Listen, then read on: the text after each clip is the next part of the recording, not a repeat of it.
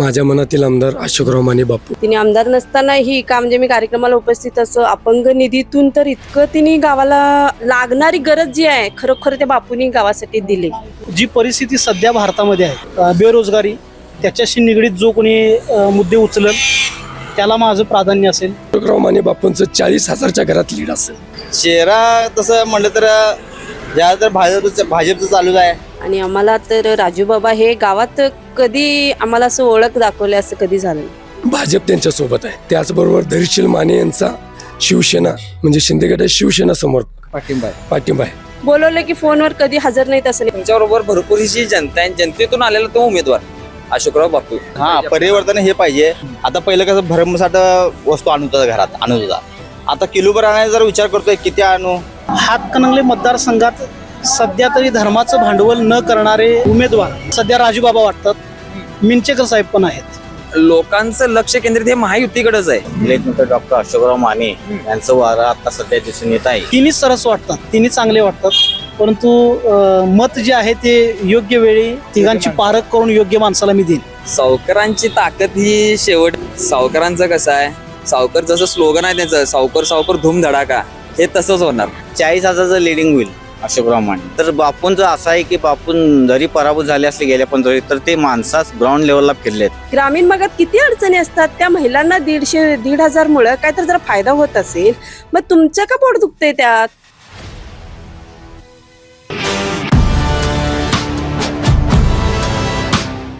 Spacious luxurious सगळं मिळेल अगदी मनासारखं. बटू बिल्डर्स यांचा नवीन गृहप्रकल्प गृहलक्ष्मी रचना. दर्शको नमस्कार. के न्यूज मध्ये मी प्रणय आपल्या सर्वांचं पुन्हा एकदा स्वागत करत आहे. विधानसभेचे ढोल आणि मुद्द्याचे बोल या कार्यक्रमाच्या माध्यमातून आज आपण पोहोचलो आहे हातकणंगले मतदारसंघातल्या रुई या गावामध्ये. आता सध्याचं वातावरण आहे विधानसभेचं आणि ह्या विधानसभेच्या वातावरणामध्ये कोण बाजी मारतं हे आपण जनतेच्या प्रतिक्रियेतून जाणून घेऊया. जनतेचा कौल कोणाला आहे, जनतेच्या मनातला आमदार कोण आहे, आपण तशी संवाद साधून त्यांची प्रतिक्रिया जाणून घेऊया. इथं काही नागरिक उपस्थित आहेत, आपण तशी संवाद साधूया. नमस्कार का, नाव कसं आपलं? संजय मुगदुम रुई. बरं, एक प्रश्न विचारतो तुम्हाला, आपल्या मनातील आमदार कोण आहे? आता इथं सध्या माझ्या मनातील आमदार अशोकराव माने बापू का घरी यात. कारण तिने गत साली निवडणुकीत पराभूत झाल्यापासून प्रत्येक गावोगावी त्यांचा संपर्क चांगला आहे. प्रत्येक मंडळाच्या कोणताही कार्यक्रम असू दे त्यांना कोणत्याही नेत्यानंच बोलवायला पाहिजे नाही, एका साध्या कार्यकर्त्यांना जरी बोलवलं तर ते प्रत्येक घरोघरी येतात. त्यांना भेटायला जाताना कुठल्या गावातला नेता नसला तरी चालतो पण ते प्रत्येकानं भेटतात. प्रत्येकाच्या मनामनात अशोकराव बापू बसलेले आहेत. त्यामुळे नक्की अशोकराव माने बापू हे निवडून येणार. त्यांचं नेतृत्व आपल्याला काय सांगता येईल? त्यांचं नेतृत्व अत्यंत चांगलं आहे. सगळे खेळीमेळीत सगळ्यांना विश्वासात घेऊन जातात. त्यांच्याबरोबर सगळी टीमवर्क चांगला आहे, त्यांचा संपर्क चांगला आहे. आणि त्याने आमदार नसताना सुद्धा जवळजवळ हा हातकणंगले विधानसभेत जवळजवळ 40 कोटीच्या वरची कामं केलेले आहेत. आमच्या रुईमध्ये पण त्यांनी फंड दिलेला आहे. जवळजवळ रुईमध्ये 37 लाखाचा फंड त्यांनी ह्या 6 महिन्यामध्ये दिलेला आहे. त्यामध्ये तांडा वस्तीला धनगर महाला 15 लाख रुपये दिलेले आहेत. दलित वस्तीमध्ये 10 लाख रुपये दिलेले आहेत. रुई सोसायटी पुढे ग्रामपंचायत व मराठा शाळेमध्ये पिऊन ब्लॉक दिलेले आहेत. त्याचबरोबर मराठा भवनला 3 लाख रुपये दिलेले आहेत. शुचिकरण मुजावर दफनभूमीला 3 लाख रुपये दिलेले आहेत. असं 37 लाख रुपये त्यांचे या 6 महिन्याच्या आतमध्ये अशोकराव माने बापू आमदार नसताना आलेले आहेत. त्या मानाने राजूबाबांचा संपर्क फारच कमी असतो. निवडून आल्यापासून ते कधी इकडे कधीच काहीतरी कोणत्या तर कारणं करणे आलेले आहेत. त्यांनी बरेच फंड इतरांनी आणले. जवळ रुई गावात जल जीवन मिशन ही योजना माननीय प्रकाश आवाडे यांच्या माध्यमातून आणली पण त्यांनी आपणच आणली म्हणून बोर्ड लावले. दर्ग्याजवळ 53 लाखाचा वड्याचा साकाव हा राजू मगदुम जिल्हा परिषद सदस्य यांच्या माध्यमातून आला पण त्यांनी म्हटले आम्हीच आणलो. असं प्रत्येकाचे फंड वेगवेगळे येतात. ह्या भागाचा आमदार मीच आहे म्हणून त्यांनी म्हणतात की मीच तो फंड आणलेला आहे पण ॲक्च्युली त्यांचं त्यात योगदान शून्य असतं. कुठंतरी त्यांचा क्वचित या 5 वर्षात कुठंतरी फंड लागला आहे पण तो फंड असा की तळात रस्ते गटारला न लागता कोणतरी कार्यकर्त्याच्या सोयीसाठी लागलेला फंड आहे. भरपूर ठिकाणी त्यांच्या माध्यमातून विकास झालाय असं म्हणतात राजूबाबा आवळेंच्या. मग आता मतदारसंघाचा विकास झालाय तरी पण परिवर्तन हवंय असं का वाटतं? असं भरपूर ठिकाणी म्हणतात. तसं तुम्हाला एखादं ठिकाण माहित असलं तर सांगा, आम्ही त्याचं सांगतो काय आहे, खरी वस्तुस्थिती काय आहे. रोहितला सांगा ना ठिकाण, मी कसं ठिकाण सांगितलं, यांनी हा बोर्ड, हा फंड कोण आणला आणि बोर्ड कोण लावला, सांगा ना. बर, सन्मान्य विनय कोरेंचा पाठिंबा आहे बापू, तर आपण त्याविषयी काय प्रतिक्रिया द्याल? ताकद चांगलं पुरेल का नाही? आहे. विनय कोरे यांच्या हा वारणा कॉम्प्लेक्स मधली जवळजवळ 25 गाव आहेत.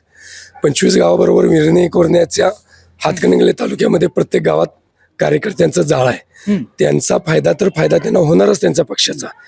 त्याचबरोबर भाजप त्यांच्या सोबत आहे. त्याचबरोबर धैर्यशील माने यांचा शिवसेना म्हणजे शिंदे गटाची शिवसेना समोर पाठिंबा आहे. त्याचबरोबर भाजपचा सर्व पाठिंबा आहेच. त्याबरोबर आवाडे समर्थक म्हणून पाठिंबा आहे. ह्या 13 गावातून तर आवाड्यांच्या हे प्रत्येक जवारचं जाळ असल्यामुळं इथून पण त्यांना भरपूर पाठिंबा आहे. त्यामुळे आणि त्या व्यतिरिक्त अशोकराव मामांनी बापूंनी ह्या 5 वर्षात एवढा संपर्क ठेवला आहे. त्यामुळे त्यांचं स्वतःचं समर्थन देणारे पण लोक आहेत.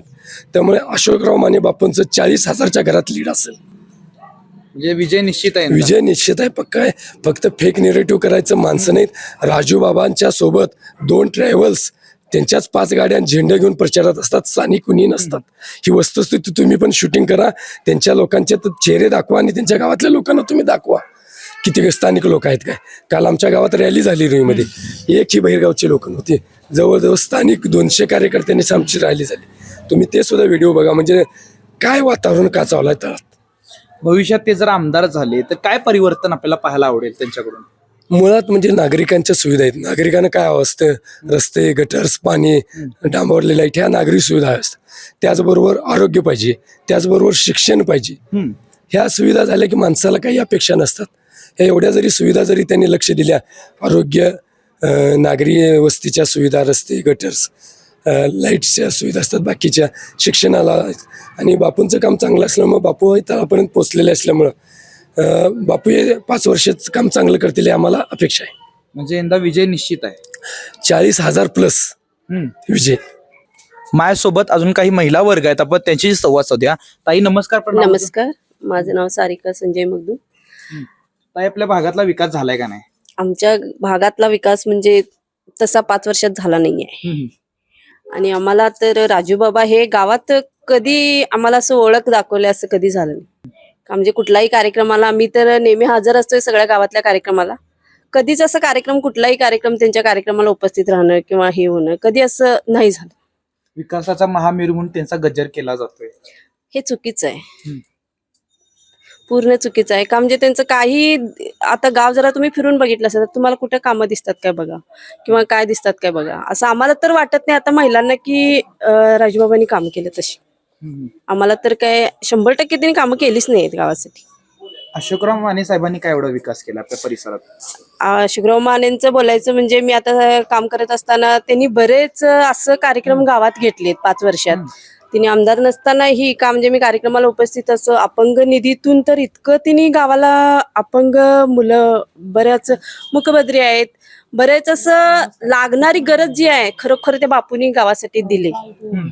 खरोखर बापूने दिले. असा बराच कार्यक्रम जाहिराती करून हे करून आणि बोलवलं की फोनवर कधी हजर नाहीत असं नाही, प्रत्येक कार्यक्रमाला बापू हजर असतात.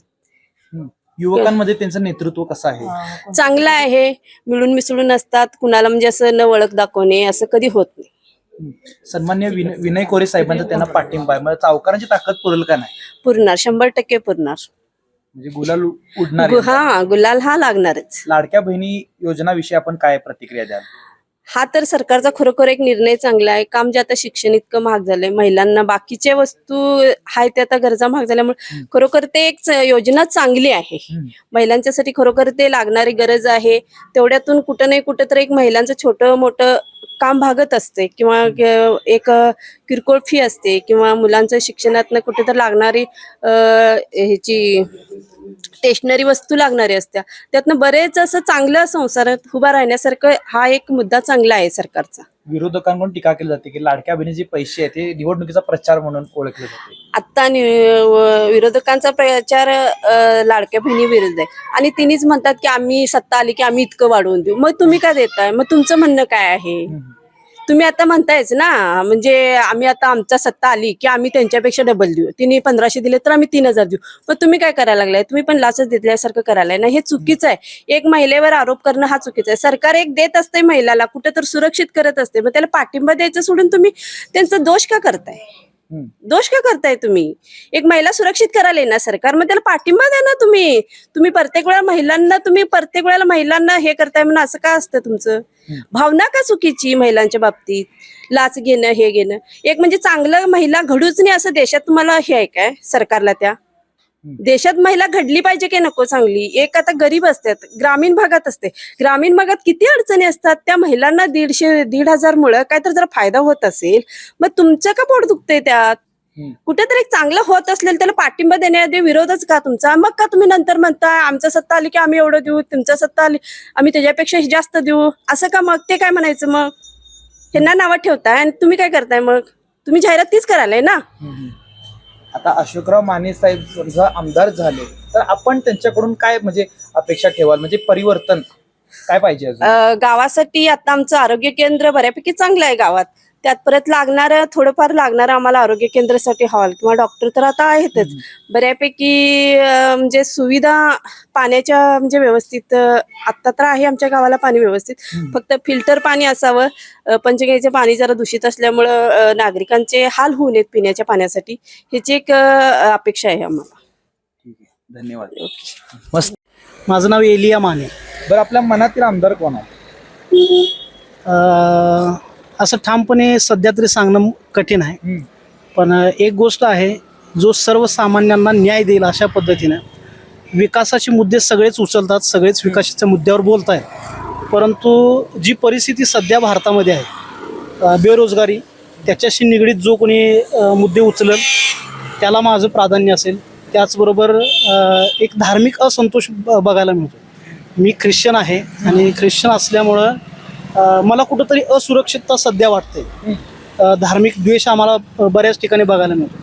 तर हा धार्मिक द्वेष किंवा ही अशांतता जी आहे त्याच्या दृष्टिकोनातून जो विचार करेल अशा एका उमेदवाराचा मी नक्की निश्चितपणाने विचार करेन.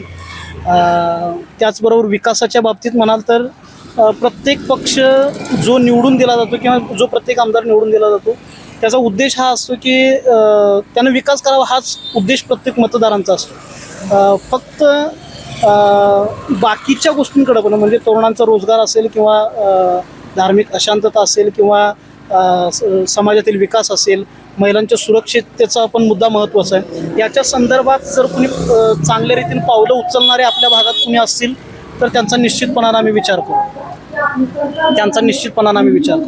तरी त्यासाठी एक मनातली चेहरा कोणता आहे विकासाचा अंदाजी? हातकणंगले मतदारसंघात सध्या तरी धर्माचं भांडवल न करणारे उमेदवार सध्या राजूबाबा वाटतात. मिंचेकर साहेब पण आहेत. हां, हे दोन्ही उमेदवार कुठंतरी धर्माचं भांडवल करत नाहीत असं वाटतं. आणि मिंचेकरांच्या 10 वर्षाच्या कालावधीमध्ये सुद्धा थोडीफार सुरक्षितता वाटत होती.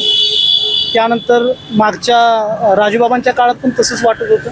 परंतु निश्चितपणानं आम्ही अजून त्या संदर्भात निर्णय केलेला नाही की कुणाला, मात्र दोन्हींची तुलना नक्की निश्चितपणानं तुलना करून आम्ही मतदान करू. काय सांगता येईल विधानसभेबद्दल? तसे तिसरे उमेदवार अशोकराव माने हे पण चांगले आहेत, म्हणजे व्यक्ती म्हणून चांगले आहेत. परंतु ज्यावेळेस पक्ष किंवा ह्या संदर्भातल्या गोष्टी येतात त्यावेळेस त्यांना कितपत मतदारसंघातून कल मिळेल याच्याविषयी काही सांगता येणार नाही. परंतु एक व्यक्ती म्हणून ते चांगले आहेत. व्यक्ती म्हणून प्रत्येकाला मदतीला धावून येणारे आहेत. प्रत्येकाच्या सोबत चांगले काय म्हणतात, जरी धार्मिक मुद्दा उद्या जरी समोर आणला तरी ते त्याच्यामध्ये फारसं इन्व्हॉल्व्ह होतील असं वाटत नाही. कारण ते काय म्हणतात, डेमोक्रेसीच्या दृष्टिकोनातून किंवा भारतीय संविधानाच्या दृष्टिकोनातून विचार करणारे एक व्यक्तिमत्व आहे. तिन्ही उमेदवाराच्या नेतृत्वामध्ये कुठल्या उमेदवाराचं तुम्हाला योग्य वाटतंय? तिन्ही सरस वाटतात, तिन्ही चांगले वाटतात. परंतु मत जे आहे ते योग्य वेळी तिघांची पारख करून योग्य माणसाला मी देईन. ठीक आहे, धन्यवाद. काका, काय वाटते भागात वारं कुणाचं आहे? वारं काय तसं सगळ्यांचं चालूच आहे. सगळेजण जोर करायला लागल्यात.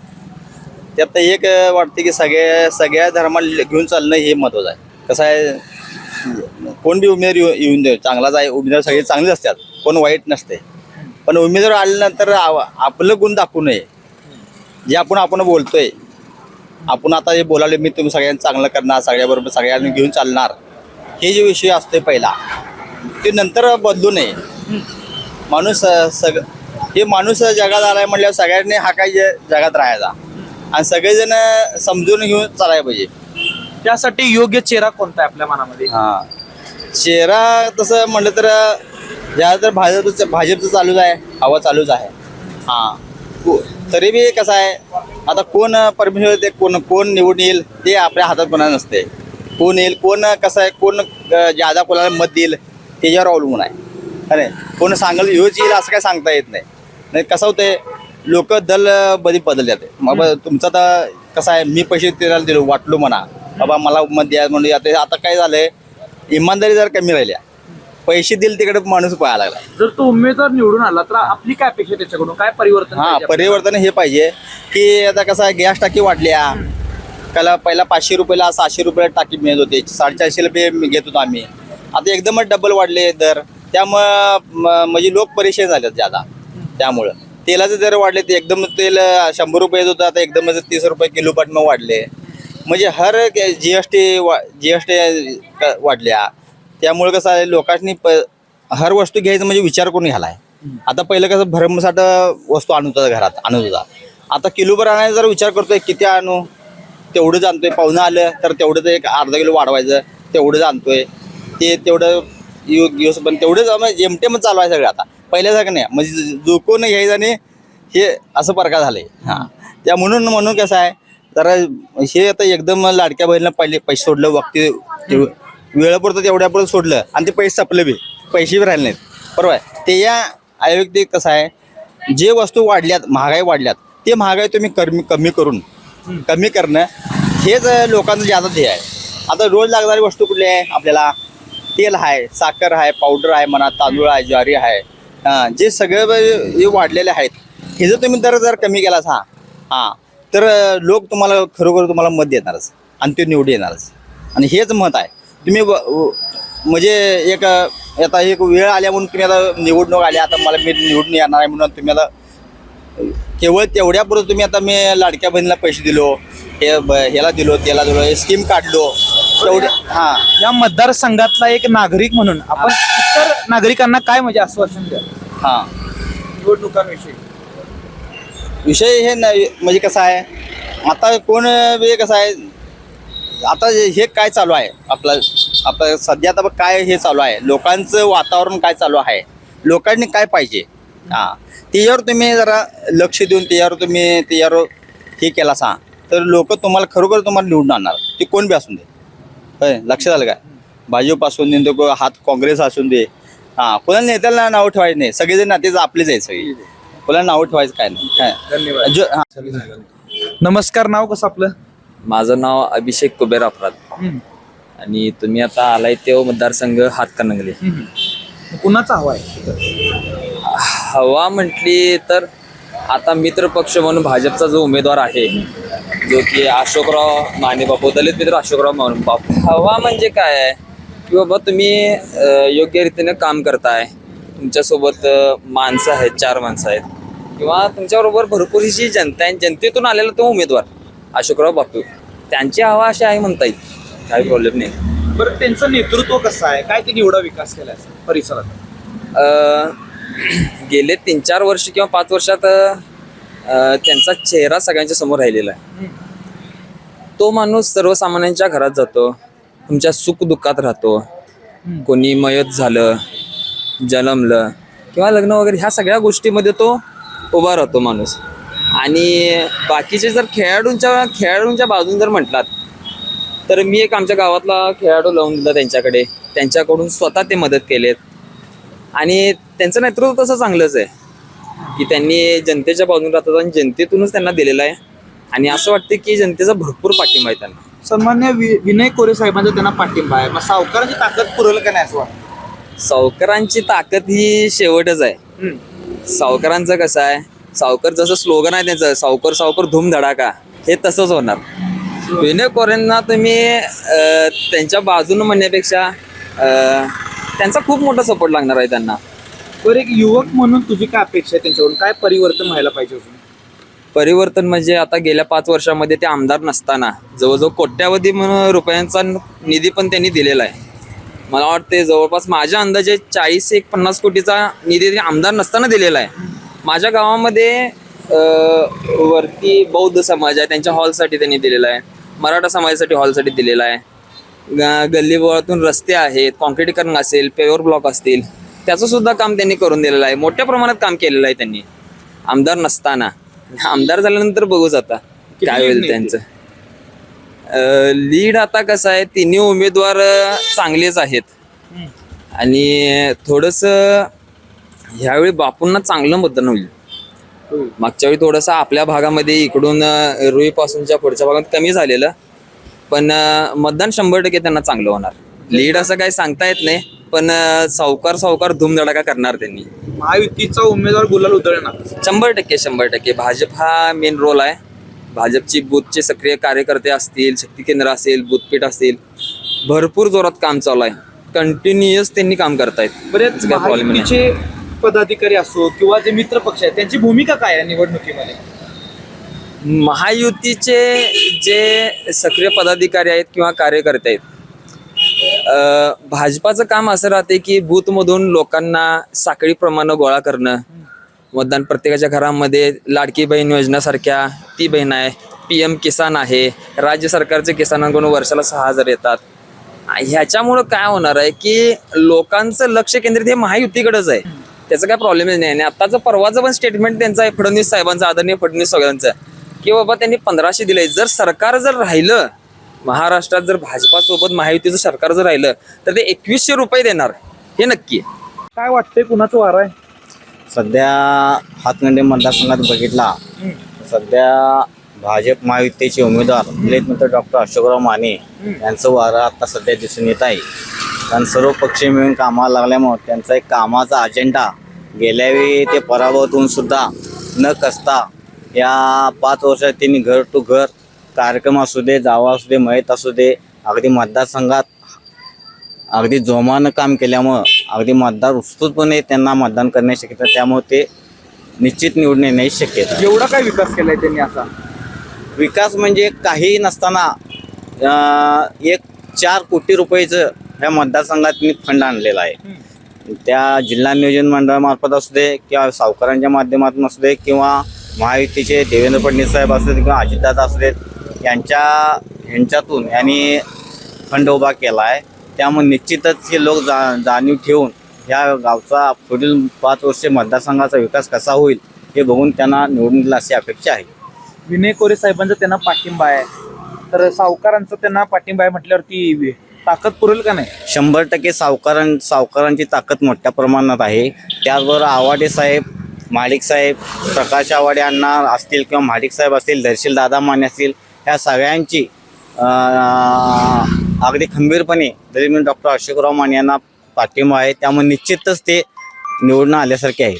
महायुतीचे कार्यकर्ते आणि मित्र पक्षांची यात काय भूमिका आहे, आपण सांगा. नाही, महायुती जे वर्ण जो आदेश येतोय सगळी मिळून एक टीम म्हणून सगळी राबत आहेत. सगळी तळागाळातल्याला घेऊन आम्ही सगळेजण कसं लिडिंग मिळेल बापूंना याप्रमाणे सगळी महायुतीची एक रूपानं सगळ्या नेत्यांचा आदेश म्हणून सगळी, जसं केंद्रात जर आपलं महायुतीचं हे आलं तर नरेंद्र मोदीजी साहेबांना वर सपोर्ट होईल आणि त्याप्रमाणे महाराष्ट्राचा विकास होईल. त्यातच आपल्या इथून 2 सीटा जाव्या इच्छा आहे. त्यामुळे सगळी महायुतीचे नेते अगदी मनापासून राबत आहेत. किती लीडने येतील? 40,000चं लिडिंग होईल अशोकराव माने. ते जर विजयी झाले मग आपण काय परिवर्तन पाहायला आवडेल? नाही, आतापर्यंत जे या मतदारसंघातले गेल्यावेळी जे आमदार होते त्यांनी जे आजपर्यंत काय म्हणतात की सध्या की आमदार निवडणूक आली की ते बाहेर पडतात, तेच येतात. तर बापूंचं असं आहे की बापून जरी पराभूत झाले असले गेल्या 15 तर ते माणसाच ग्राउंड लेवलला फिरलेत. त्यामुळे त्यांना गेल्या जिल्हा परिषदेचा अनुभव आहे. बाकी काही नसताना त्यांनी सूतगिरणीचे लेवल MIDC असू दे, बेरोजगार रोजगार दिला आहे. नाशिक इगतपूरला सूतगिरणी उभं केल्या. त्यामुळे त्यांना हा कामाचा मोठा अनुभव आहे. त्यामुळे निश्चितच या गावातील ज्या काही समस्या असतील त्या निश्चितपणे पार पडल्या जातील. म्हणजे विजय निश्चित आहे. 100% विजय होणार. अशाच नवनवीन अपडेट पाहण्यासाठी आमच्या KK न्यूज चॅनेलला सबस्क्राईब करा.